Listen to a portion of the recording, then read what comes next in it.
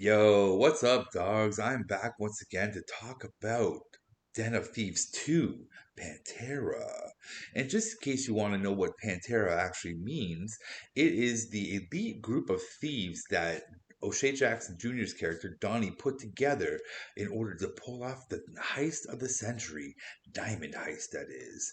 And so I went into this movie with some expectations because I enjoyed Den of Thieves 1, and that's a good movie, good comedy, good characters, good there's memeability in there, and in general, I like the character Donnie, and I like the character Nick, and I like the whole concept of the cat and the mouse and the chase. You know what I'm saying? Good heist, good everything, and the um uh I just like these characters and how smart Donnie is at the end. Like he's a master at the craft of being a thief, you know what I'm saying? And you really like these characters, so I was like, great, I'm ready to go back into this world. Let's do this. And so the first thing that comes to my mind when I'm watching this movie is, why does it not continue from the first film? Because if you remember at the end of the first film, and I'm just bringing this up because I most recently watched this movie like a month ago, maybe even sooner than that, because I was in the zone. I'm getting ready to watch Den of Thieves 2. And at the end of Den of Thieves 1, and this is a spoiler in case you haven't watched it, sorry, but Donnie ends up being in the UK somewhere. We don't know where he is, but he's starting a new heist. You know what I'm saying? And he's running a bar, and he's running the same schemes and same playbook, so to speak, that he ran back in. I guess it was LA. I think I can't remember where that heist was being done, but it was somewhere in America, right? And so that's where the first movie ends. So in this one, we don't get that. It doesn't continue from that at all, and you start off with this heist of an airplane, right? And I'm not going to try and spoil things for you, but this is where I kind of knew the movie wasn't going to be good, unfortunately. So the start of this movie is a really nice tension built scene of them like getting the squad cars out. They're incognito. They're in a bay port area, right, with cargo boxes all over the place.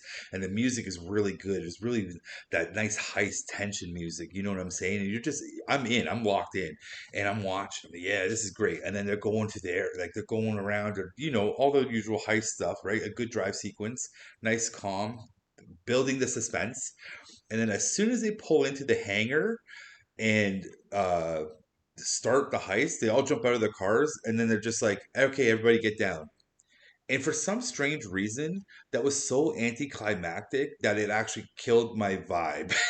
Don't know how to explain it, but it just took me out. I'm like, "Uh-oh, I don't think this movie's going to be that good." And because if you remember the first movie, that tense, very tense scene of when they robbed the Brinks truck, very tense scene, lots of and a shootout and everything, and it really ramped up. Like it was that was a great opening scene. So this is a similar scene, but no one gets killed. No guns going off. Everything goes by the book. It's very smooth. It's not really that tension building, and like the tension just drops off as soon as the officers comply. They're like, "We'll just drop them. We're done. We're good." And I just thought, "Uh-oh, we're not in the same world anymore," and it kind of took me out. And this goes to my next point here. Okay, so Donnie in the first movie is an absolute genius. Like this guy plays dumb, but he's playing 4D chess.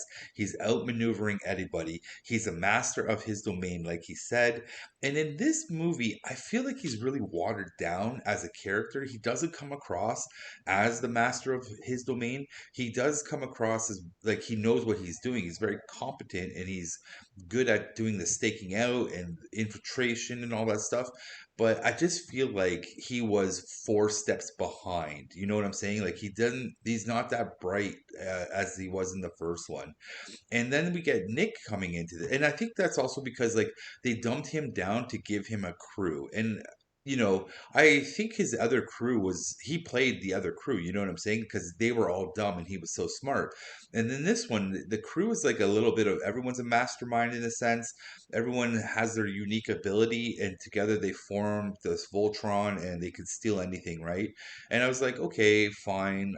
Where's his old crew? His old crew's like, why isn't his old crew around? If I recall, I think the Samoan lives. Like, I think they made it to. I think he was in England too. I think he was at the bar too. Anyways, it doesn't matter. I'm just like, yeah, okay. Donnie seems to really take a back seat in the smarts department in this, and that kind of ruins his character a little bit. And then you have Nick, who is like a downtrodden cop. Like it's he gets kicked out of the force for some reason. Like they don't really explain why he gets kicked out, or did he really get kicked out? Like was it all just a ruse for him to actually find Donnie? And that was his whole thing. He's like, I'm getting Donnie. So that kind of tracks from the first movie where he was like, damn, he got me. You know what I'm saying? He outsmarted me, but I'm going to get him. He's the cat and Donnie's the mouse. And so his story is actually pretty decent, and how he gets involved with the crew and everything. And honestly, I feel like they were just way too trusting, even though they had a sequence where they were like, we have to make him prove that he's one of us, which really was just him drinking and doing drugs and getting in a fight, which I'm like, does that really prove anything? He's a cop, man. A cop is a cop, and they'll never change their stripes, which is a thematic thing in this movie that happens later on, and it's the big reveal. Whatever, I'm not going to spoil that for you. But anyways, the other point to this movie is the first movie has a lot of really good comedy in it, like good comedic sequences where you're going to laugh. There is funniness in it that breaks up the levity of the seriousness in the film, or the tension building sequences of pulling off a heist. In this movie, I really feel like it doesn't have the same comedic chops as the other one. And I also would like to point out that there were moments that this movie could have been hilarious and actually broke down into more of a buddy cop vibe, with Nick and Donnie being the team that they become, and just having like there could have been way better banter between them, and it could have became a little bit more buddy cop movie ish, which would have maybe helped a little bit more, showing that like this is why Donnie trusts them. They become friends, like he really befriends him, and I don't think that really happens at all on this. And especially on the comedy, like I didn't laugh at all. I think there was one scene I laughed, and that's when they were in the water together and he can't swim and stuff. It's stupid, but I laughed. Um, Throughout the whole entire movie, I was expecting like a double cross, a triple cross. Like it pretty much is play by the books. Like you're expecting a double cross the whole time, but really it doesn't happen the way that you expect it to happen. And honestly, I feel like everything gets kind of sorted a little too simply. You know what I'm saying? Like it just seems too straightforward that everything just happened the way it happened. And there is a sequence where Donnie and Nick, well, Nick gets involved because Donnie stole something from someone that was a high level, like super, like world renowned mafia group that you just do not mess with. So that little story beat happens in there as well, which plays off into the end. And there's a sequence in there where there's a good chase scene near the end of the movie, which is good. It's nice. It's a good tension building chase scene, which you want in these type of movies. That's like the main reason you watch heist movies. There's like three elements to a heist movie, and that's one, the preparation in the team, two, the actual heist scene, and three, you got to give me some dope getaway scenes or driving sequences in a heist movie. That's all I need. Give me that's it. That's all you need. Everything else is like whatever, man. Um, so I have to say, there's the one scene that was just so stupid in the like the drive away heist scene, is like the mob that they just randomly show up and save the day, and I'm just like, this is dumb. Like, how would you know that this is the route? Like, it seemed like they just showed up. Like, it was dumb. I don't care. It was dumb. There's no reason for that because it doesn't show Nick or Donnie ever working with them outside of the one scene. So you're kind of like, how does this double cross or help? It's kind of weird. Um, I thought the setup to the heist was good. It was decent, not as good as it could have been. The heist itself was good. That was actually a really good scene in the whole movie. I thought that was well executed.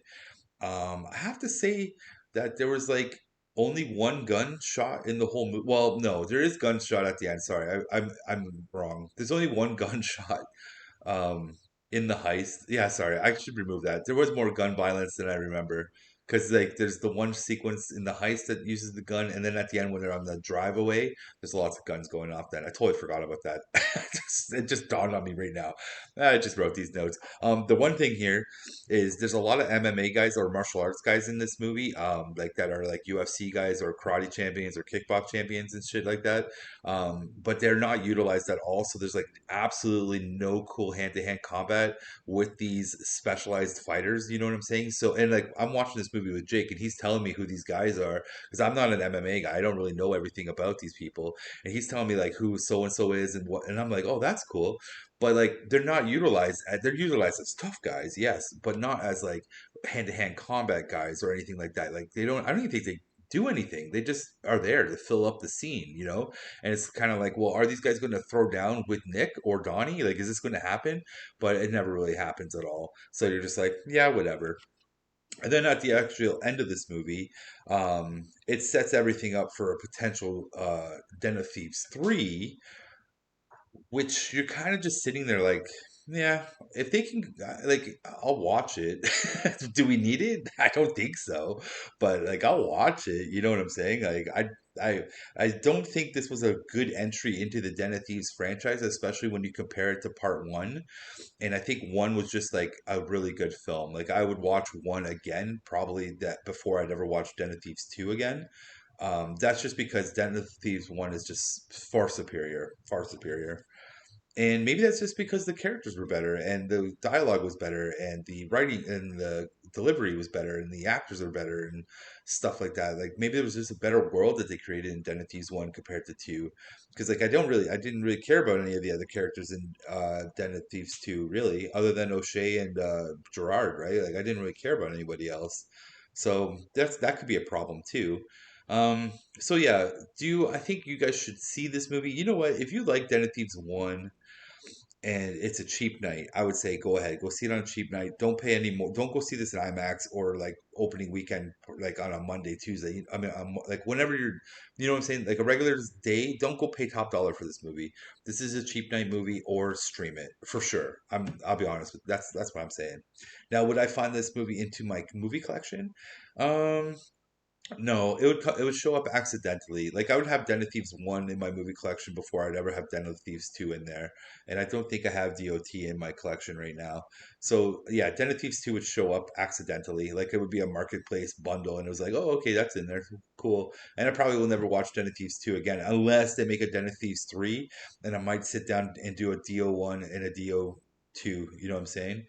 And that's about it. So on that note, that's my end of my review. I thought it was just eh, it's, eh, whatever. Yeah, don't waste your money on it. Really, that's the review. I feel bad for it because I was really anticipating this film. I was hoping it would be a fun time, a good action movie to start the year, but it just didn't hit the mark for me. So, on that note, guys, drop a like, leave a comment below. Tell me what you thought about Den of Thieves 2. Am I being too harsh or not? Like, what do you guys think? Okay, give me some comments. Let's chit chat about this. Hit the subscribe button, hit this notification bell because I'm always reviewing movies and trailers. I might do some TV shows soon too. But that's it for me, guys. It's Sunday. It's the day of rest. So chill out, relax. Monday's around the corner. I got to go to work tonight because it's a night shift for me. But you know what? I have Monday off. So I'm not working too hard today. That's between me and you guys. And if you are working today, don't work too hard either. It's a day of rest. Shh, I'm saying it hushed tones so our bosses don't hear us, okay? Peace out, everybody. Have a good Sunday. Bye.